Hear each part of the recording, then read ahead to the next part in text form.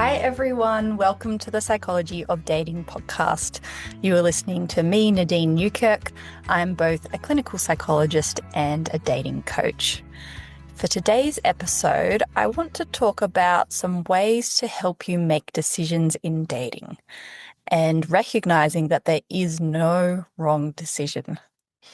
Before we jump into that, I want to introduce my free guide. It's called Top 3 Mindset Shifts in Dating.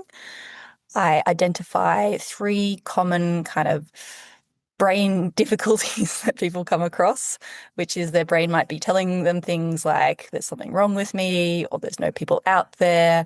And then we look at some reframes to help your brain see things in a bit of a different perspective. I've also got my upcoming group coaching program in February 2026.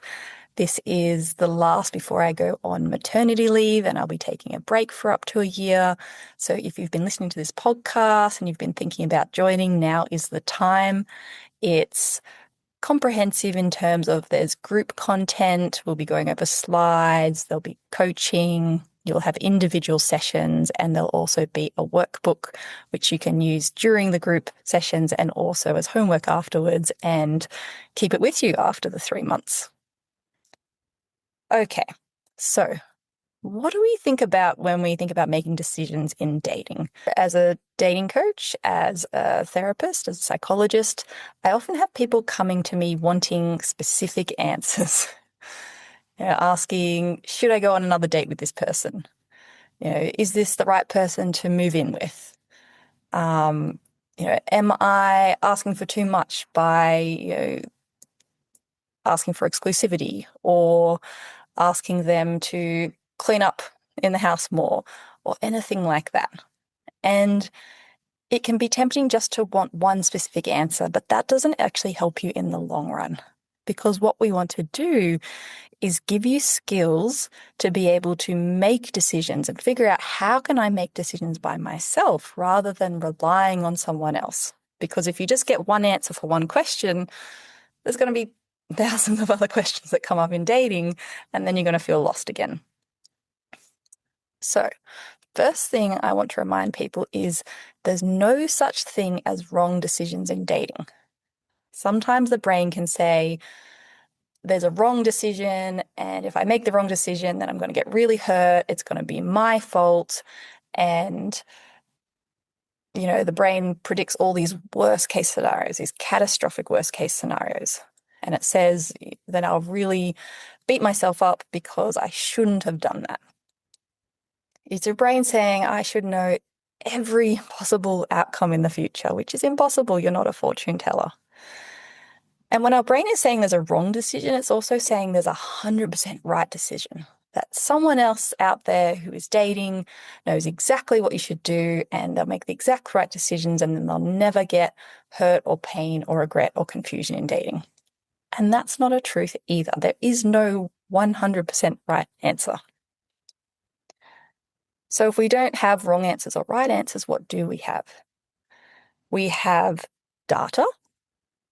So if you've been on 3 dates with someone, you've got a little bit of data. If you've been going out with them for 3 years, you've got a whole lot more data. And you can see consistency and patterns over time. How is this person showing up?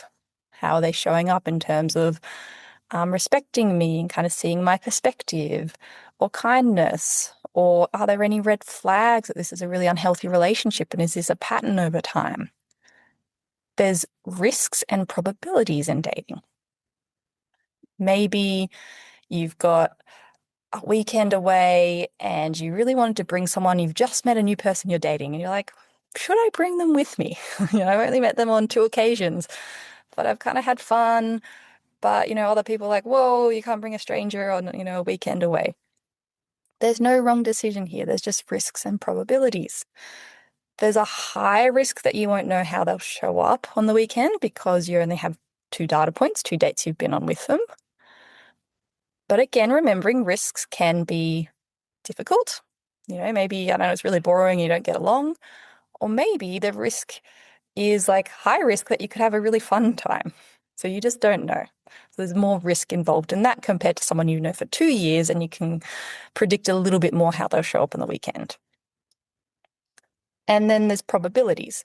If someone has shown a clear pattern 100% of the time, if they've said, I've cheated on my last 5 partners, and then you're seeing signs of it now, there's a higher probability based on that past data and statistics. So when we're making decisions, we want to think about, what is the data do I have right now? What are potential risks, probabilities, and what am I comfortable with?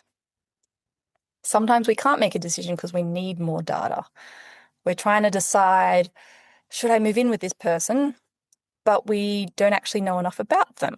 Or maybe there's a deal breaker that we haven't clarified yet. And so we're needing more data around that before we can make the decision. Another tool you can use to help you make decisions in dating is using the DBT term effectiveness. So effectiveness is where we get rid of language of right, wrong, good, bad, and we just ask ourselves, what is most effective for me to do as an action in this moment to help me towards my long-term goals and my values? Maybe I'm unsure whether I want to bring up a difficult conversation with someone, because I've decided I really like them and I think I would like to go on a big family holiday with them. And if I think about what's effective, maybe part of me is scared to do it because I'm like, what if I'll scare them away? Or what if it's too much? But maybe I actually really value someone getting along with my family. I've known this person for 6 months. They're showing up really well. And to grow the relationship and see if they get along with my family, this would be a great opportunity.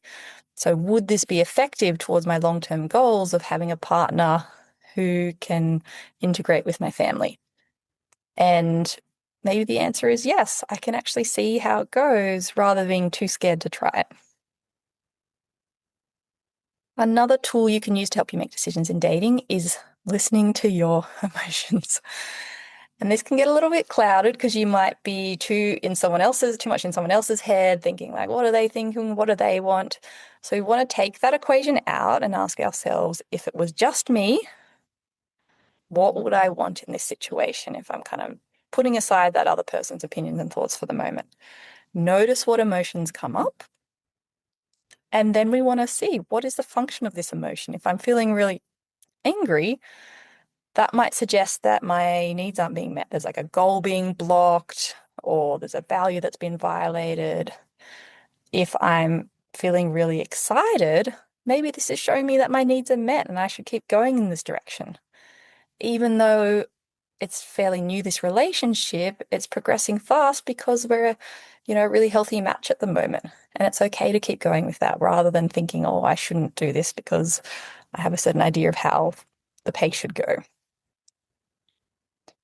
The last point is to consider safety. I always add this in dating because you want to feel comfortable in terms of emotional safety, physical safety. So if you're making a decision in dating, you can assess this as well. How comfortable do I feel with this person? How safe do I feel emotionally, physically? It might not come into every decision, but that's another kind of tool you can add in there. Okay, let's do a quick sum up. So if you are struggling to make a decision in dating, remind yourself there are no wrong decisions. And then you can use these 4 tools to help you make a decision. So 1, what data do I have? What do I know about the situation, this person? Am I missing data that I need to collect? What are the potential risks or probabilities? Knowing we can't predict the future, but based on the data I have, what are they? Second point, effectiveness. Instead of saying, I'm right or wrong or good or bad, ask myself, what is most effective for me to do this next moment to help me towards my values and my goals? Third point is emotions. Tuning into your own emotions and seeing what is the function of those emotions. What are they trying to communicate? They're little messengers. They're running up with an envelope and they're like, listen to me. And the last point is safety. Just consider, what is my emotional or physical safety at this time? Okay, I hope you have a lovely day or a lovely night wherever you are in the world, and I'll speak with you all next week.